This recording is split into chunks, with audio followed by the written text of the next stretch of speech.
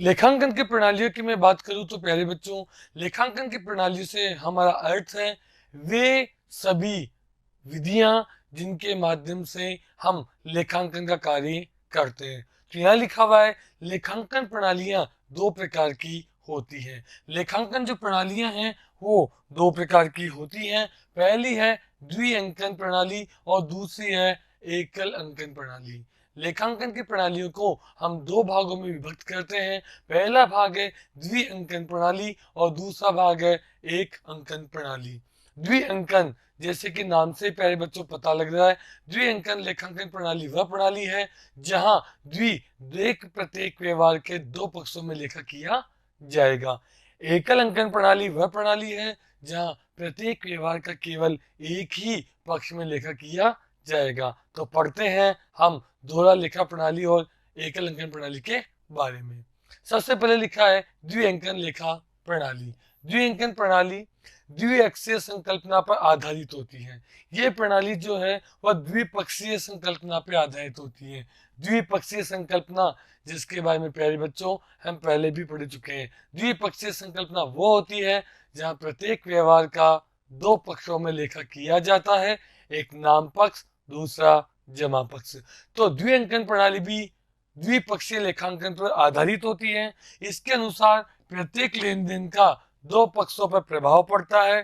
प्रत्येक सौदे का नाम पक्ष और जमा पक्ष में लिखा जाता है। यानी हम जितने भी हमारे व्यवहार हैं उन व्यवहारों को दो पक्षों में लिखेंगे, एक नाम पक्ष में और एक जमा पक्ष में। प्रत्येक व्यवहार दो पक्षों को प्रभावित करता है।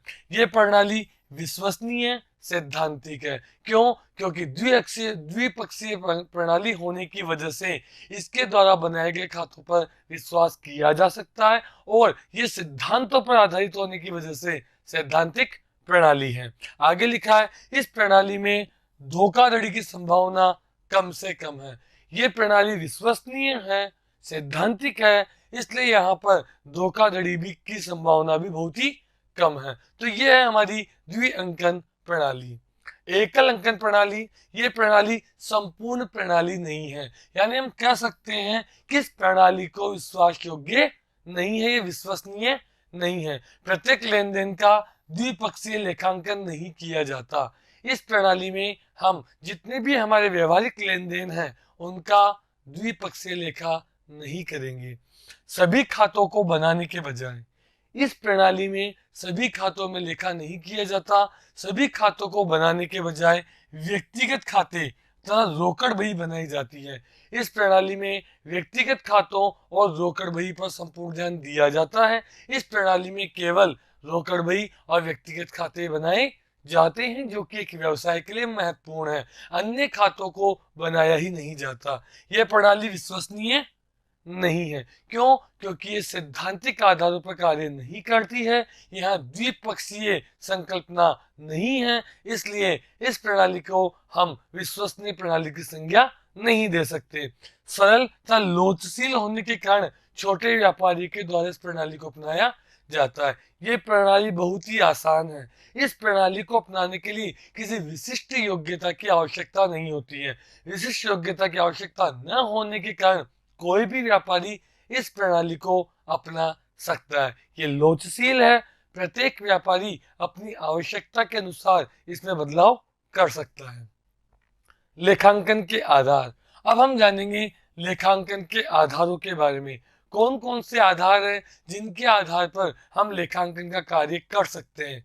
मान्यता के समय के आधार पर लेखांकन में आगम, आगम यानी आय, लागतों को मूलतः दो मुख्य आधारों पर रेखांकित किया गया है। यहाँ पर बात की जा रही आगम, आगम हम आय को बोलते हैं और लागत यानी खर्चे। आय और खर्चों का जो लेखांकन है वो प्रमुखतया इन दो आधारों पर किया जाता है। पहला नकद आधार और दूसरा उपार्जन आधार। नकद आधार जहां केवल उन्हीं व्यवहारों का लेखा किया जाएगा जो नगद है, यानी ऐसे व्यवहार जो उपार्जित हुए हैं उनका लेखा नगद आधार में नहीं किया जाएगा। और उपार्जन आधार वे हैं जो प्रत्येक ऐसे खर्च और आय जो उपार्जित हो चुके हैं उनका लेखा पुस्तकों में किया जाएगा। नगद आधार पर लेखांकन करते समय लेखा पुस्तकों में लेन देन की प्रविष्टि नकद के भुगतान या प्राप्ति के समय की जाती है, न कि उनके देय या प्राप्य हो जाने पर। यानी हम व्यवहार का लेखा तभी करेंगे जब वास्तव में हमने इसका भुगतान कर दिया हो या वास्तव में उस व्यवहार को हमने प्राप्त कर लिया हो।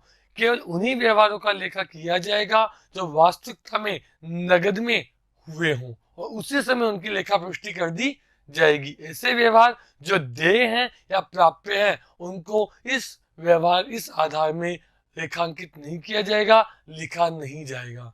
दूसरा आधार है उपार्जन आधार। उपार्जन आधार आगम व लागतों को लेन देन के समय मान्यता दी जाती है।